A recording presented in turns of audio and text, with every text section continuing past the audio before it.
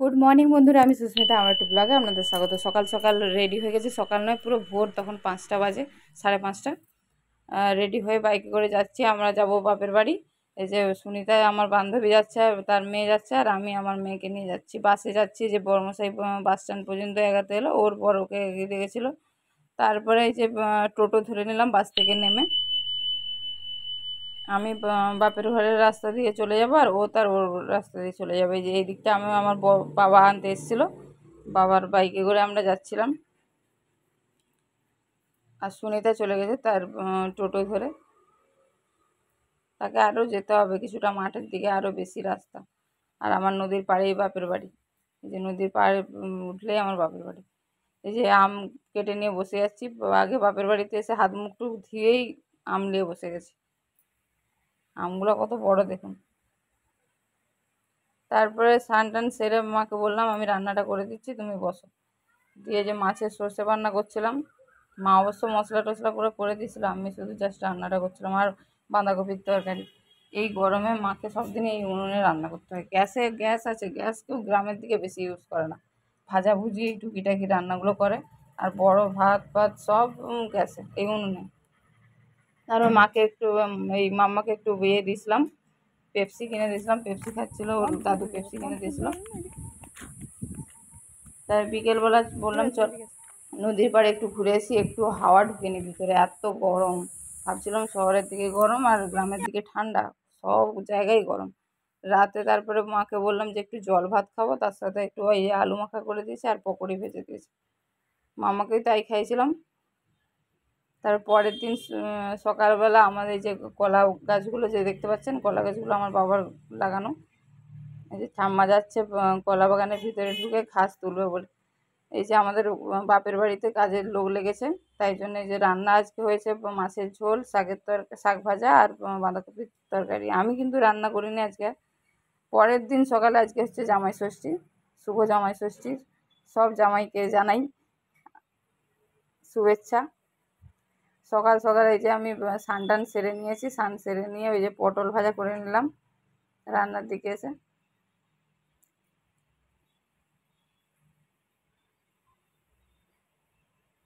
তারপরে মাংসটায় নুন হলুদ মাখিয়ে দিয়েছি।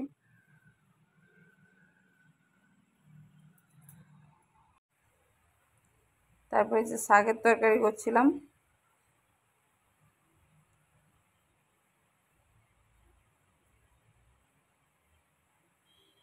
বলেছিলাম উনুনে আমি সব রান্না করে দেবো, তারপরে আমার রান্না করতে যে অবস্থা হচ্ছিলো, একটা ভাজা করার পরে কাঁকরোল ভাজাটা মা করেছিল, আমি জাস্ট তুলে দিয়েছিলাম। তারপরে যে মাংসটা আমি নিজে হাতে করেছিলাম। তারপরে যে আলুটা প্রথমে তেলের উপরে তোলার পরে রসুন দিয়ে দিয়েছিলাম, রসুন দিয়ে পেঁয়াজ দিয়ে দিলাম, তারপরে আদা দিয়ে দিলাম, তারপরে টমেটো কুচি দিয়ে দিলাম। তবে উনুনে রান্না করলে স্বাদটা খুব ভালো হয়, কিন্তু উনুনে এই গরমে রান্না যা কষ্ট গো, ভাবনার বাইরে। তারপরে নুন হলুদ জিরে গুঁড়ো লঙ্কা গুঁড়ো, তার সাথে দিয়েছিলাম একটু চিকেন মশলা, দিয়ে নেড়ে চেড়ে ঝোল দিয়ে দিয়েছিলাম। অনেকক্ষণই নাড়ি চেড়ে করেছিলাম, দেখাইনি আর। তারপরে বিকেলের দিকে একটু রেডি হয়ে খাবার আর দেখায়নি, কারণ আমি আর খাইনি দুপুরে। কারণ রান্না করার পর আমার শরীরটা এমন অসুবিধা ছিল, মাম্মাকে খাওয়াতে খাওয়াতে নিজে খেয়ে নিয়েছিলাম। তারপরে রেডি হয়ে বিকেলের দিকে একটু বললাম চলো একটু নদীর পাড়ে যাই। আর ভাবছিলাম মাঠের দিকে যাবো, যেহেতু অনেকটা সন্ধে সন্ধে হয়ে গেছিলো, আর মাঠের দিকে যাইনি। এই যে বড়মশাই এসে গেছে, তখন প্রায় 6টা বাজে।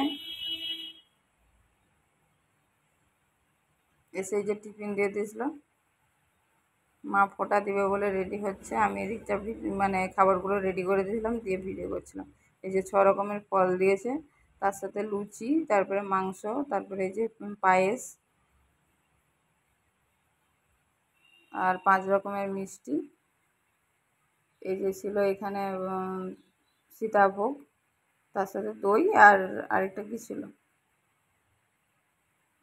দই ছিল আর একটা সুজি ছিল, হ্যাঁ। তারপর মা করে নিল বরণ। আজকে জামাইয়েরই দিন, জামাই ষষ্ঠী বলে কথা।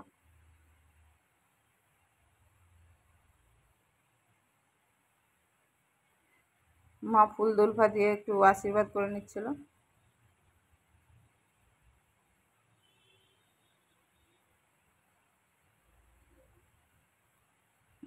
এই যে ফোঁটা দিচ্ছিল, ফোঁটা দিয়ে এই যে মাছ যে শাড়িটা পরে আছে এটা আমরা দিয়েছিলাম, সেটা পরেই ফোঁটা দিচ্ছে।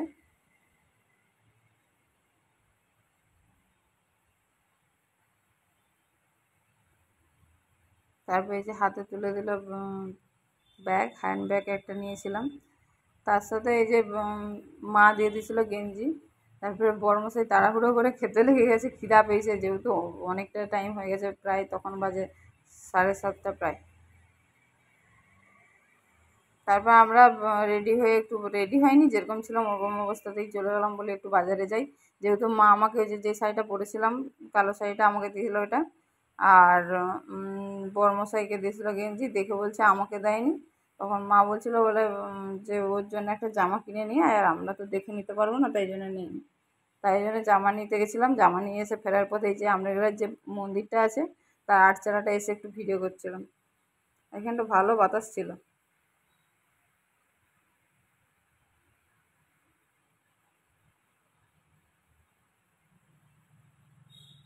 রাতের খাবার খেয়ে নিলাম। ভিডিওটা এই পর্যন্তই। ভিডিওটা ভালো লাগলে লাইক করুন, শেয়ার করুন।